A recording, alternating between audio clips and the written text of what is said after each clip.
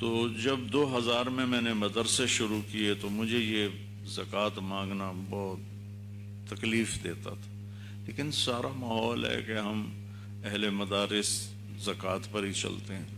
میں اللہ سے مانگتا تھا، یا اللہ، دیکھو نا، ایک مثال دیتا ہوں۔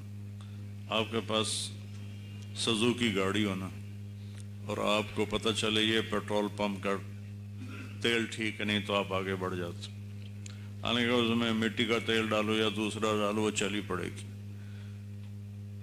تو ہم ایک چھوٹی سی گاڑی کو صحیح غذا دینے کے لیے 1 کلومیٹر آگے جا کے تیل ڈلواتے۔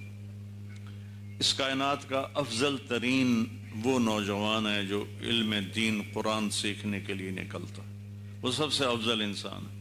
اس کے پیٹ میں ہم زکوٰۃ ڈال رہے ہیں۔ جو مال کی میل ہے، جو رزق کی میل نکلتی ہے نا، میل، وہ ہم ان کے پیٹ میں ڈالتے ہیں، تو شخصیات کیسے پیدا ہوں گی؟ تو اب ایک جم غفیر ہر سال فارغ ہوتا ہے اور پانی میں نمک کی طرح گھل کے غائب ہو جاتا ہے، نہ ان کو کوئی نشان نظر آتا ہے۔ تو اللہ نے، میری ایک سوچ ہے، غلط بھی ہو سکتی ہے، لیکن بہرحال میں اس پہ بالکل میرا سینہ کھلا ہوا ہے کہ آپ سب سے کہتا ہوں، اہل مدارس کو زکوٰۃ کی بجائے ہدیہ پیش کریں۔ اور میں علماء سے بھی کہتا ہوں، میں نے ہمت کی، آپ بھی ہمت کریں کہ ہم مدارس کو زکوٰۃ پہ نہیں چلائیں گے۔ زکوٰۃ غریبوں کا حق ہے، وہ ہم غریبوں کو دیں جو بے تحاشا ہیں، ختم ہی نہیں ہو رہے ہیں۔ اور مدارس کو جو مالدار لوگ ہیں وہ اصلی مال سے چلائیں، تو اس سے جو بچے پروان چڑھیں گے وہ بچے بڑے کھلے دماغ والے ہوں گے اور روشن علم والے ہوں گے۔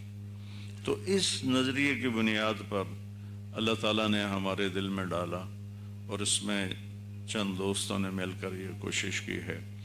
اس عمر میں نے پیسہ بنانے کا تو میں کیا کہوں گا، ساری زندگی اللہ نے دیے رکھا۔ صرف یہ کہ جو پچھلے 20 سال سے جو کم از کم میرے پاس مدارس ہیں 10-12، وہ اصلی مال پہ کھڑے ہوں، اپنی کمائی مانگنا کوئی ضروری رہ گیا؟ بیچارے علماء اتنے بڑی بڑی شخصیات ہو جاتے ہیں، لوگوں سے مانگتے ہیں، پھر کئیوں کے موڈ آف ہوتے ہیں، کئیوں کے کہتے یہ مانگنے آ گئے۔ ایک بچہ میرا بڑا معتقد تھا، اس کا باپ بہت بڑا مالدار تھا، تو وہ مجھے ملنے آیا، تو یہ رمضان ہی کا مہینہ تھا، تو میں نے ان سے کہہ دیا جی کوئی مدرسے کے لیے وہ تو بھیج دیجیے گا۔ تو اس کے بیٹے نے بعد میں مجھے بتایا کہ میں نے ابا سے پوچھا کہ مولانا کیا بات کر رہے تھے، کہ وہی پیسے، مولویوں کا کام ہے پیسے مانگنا۔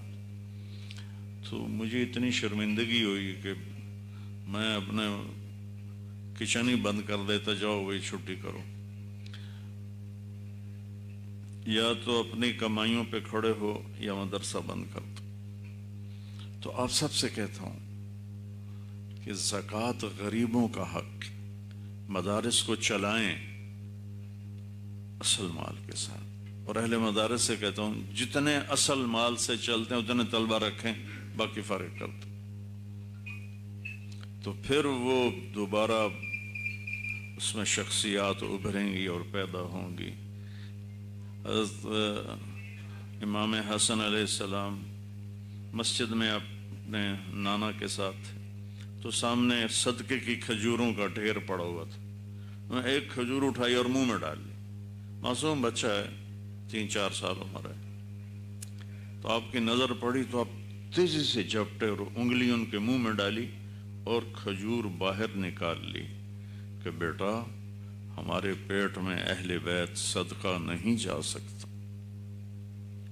تو مال کا اثر پڑتا ہے، فرق ہوتا ہے اس کا۔ آپ باسی کھانا کھائیں تو طبیعت خراب نہیں ہوگی، جس روٹی کو فنگس لگ چکی ہو یا جس سالن کو فنگس لگ چکا ہو، آپ وہ مائکرو ویو میں گرم کر کے کھا بھی لیں گے تو بعد میں تو پھر الٹیاں آئیں گی۔ تو روح کو ایک پاکیزہ غذا چاہیے، پاکیزہ ماحول چاہیے، پاکیزہ فضا چاہیے۔ اور میں مالدار سخی تاجروں سے کہتا ہوں کہ اللہ کے ساتھ پارٹنرشپ کر لو، تو اللہ تمہارا رزق بڑھاتا جائے گا، بڑھاتا جائے گا، بڑھاتا جائے گا۔ بنی اسرائیل میں ایک شخص تھا بہت غریب، وہ کہنے لگا موسیٰ علیہ السلام سے کہ اللہ سے کہو میں بھوکوں فاقوں سے تنگ آ گیا ہوں تو میرے مقدر کا رزق مجھے اکٹھا ہی دے، نہیں کوئی میرا بھی کچھ بھلا کرے۔ تو موسیٰ علیہ السلام نے طور پہ بات کی تو اللہ نے کہا موسیٰ اس کے لیے اتنا ہی لکھا ہوا ہے، اس کو ایسے ہی ملے گا تنگی وغیرہ۔ تو موسیٰ علیہ السلام نے آ کر کہا کہ اللہ کہہ رہے ہیں کہ تمہیں تو ایسا ہی ملے گا، تنگ دستی والا۔ کہنے لگا پھر ایک کام کرو، اپنے اللہ سے کہو میرے مقدر کا مجھے اکٹھا دے دے۔ اس نے کہا تو پھر کیا کرو گے؟ کہا پھر آپ ویکھی جیسے میرے مقدر کا مجھے اکٹھا دے دے۔ تو موسیٰ علیہ السلام نے اللہ سے بات کی، اللہ نے کہا چلو کر دیتے، تو اس کے پاس کافی سارا آ گیا۔ تو جب وہ دونوں میاں بیوی نے پیٹ بھر کے بچوں نے کھا لیا تو بیوی کہنے لگی اب اس کا کیا کریں؟ تو وہ کہنے لگا بی بی یہ تو موکی جاونا ہے، 4 دن بعد بھی موکے جاونا ہے، اپنے واسطے تو موت ہے، چل اپنے جائے غریباں نو تقسیم کری، پتہ نہیں تیرے میرے جیسے اور کتنے غریب تھے، چل آج ان کو بھی پیٹ بھر کے کھلائیں، سورا تقسیم کر۔ اس سے دگنا گھر میں پھر آ گیا، اپنا کھایا اور باقی پھر تقسیم کر دیا۔ پھر اللہ نے اس سے دگنا بھیج دیا تو پھر اپنا کھایا باقی سارا تقسیم کر دیا۔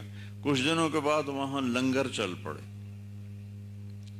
تو موسیٰ علیہ السلام کا گزر ہوا تو پوچھنے لگے یہ کون سے سخی کا ڈیرا ہے جہاں اتنا لنگر چل رہا ہے؟ انہوں نے کہا یہ سخی نہیں، یہ وہی فقیر ہے جو آپ سے کہہ رہا تھا کہ میری روٹی کٹھی دبا دو۔ تو موسیٰ علیہ السلام نے اللہ تعالیٰ سے بات کی کہ یا اللہ یہ کیا ہوا؟ اس کو تو مقدر مل گیا تھا، اب آگے یہ کیسے ہو گیا؟